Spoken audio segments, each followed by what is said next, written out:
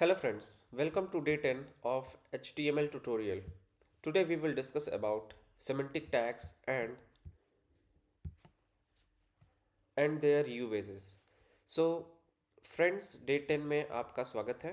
हम आज semantic tags और उसके HTML कंटेंट के बारे में पढ़ेंगे कि सेमेंटिक टैग्स होता क्या है और उसका HTML में क्या रोल है, क्या बोलते हैं, क्या होता है, ये सारी चीज़ें। तो सेमेंटिक टैग्स वो टैग्स होते हैं HTML में जिसका डेली यूजेज में कुछ मतलब निकलता हो। तो इसका डेफिनेशन के लिए हम क्या बोलेंगे? Semantic HTML uses meaningful tags. This tags clearly describe their purpose. मतलब वही है, सेमेंटिक टैग्स वो टैग्स हैं जिसका दैनिक जीवन में कोई मतलब निकलता हो।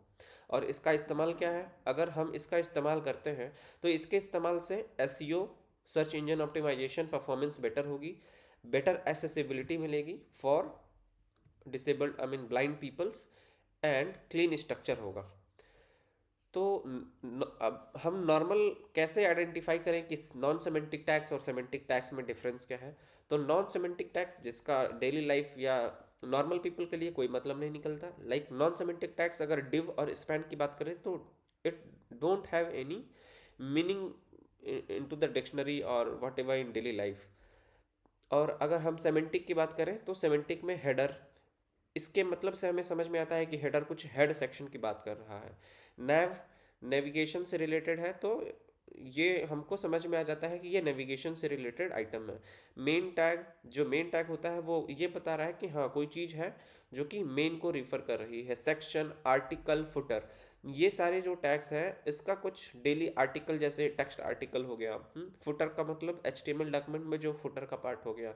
तो ये जितने सारे टैग्स हैं वो ये बताते हैं कि डेली लाइफ में हमारे पास कुछ मीनिंग है।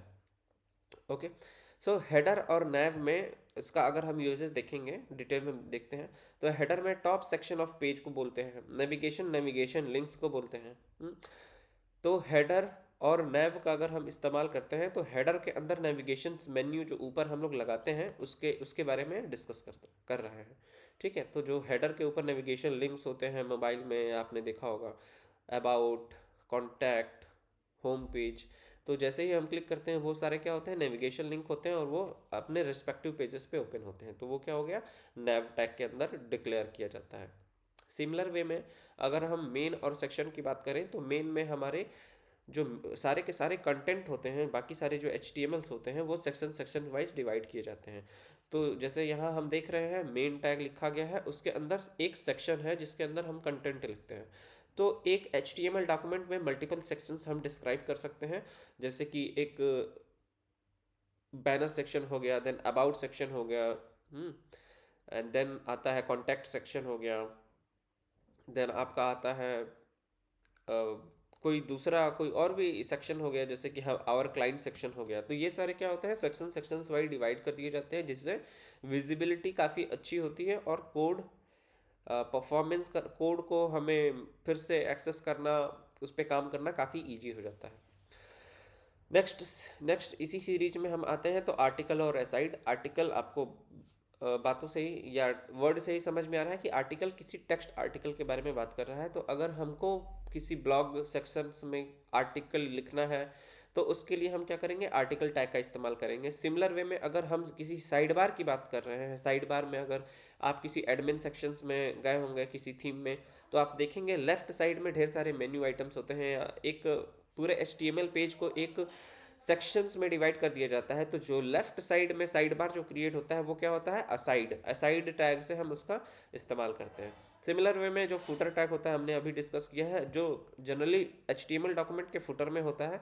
तो जो बॉटम सेक्शन कंटेंट वो उसमें हम लोग जनरली देखे होंगे कि कॉपीराइट और लिंक इन्फॉर्मेशन, कॉन्टैक्ट इन्फॉर्मेशन लिखा होता है। तो वो इन्फॉर्मेशन किस चीज़ में डाली जाती है? फुटर टैग में डाली जाती है।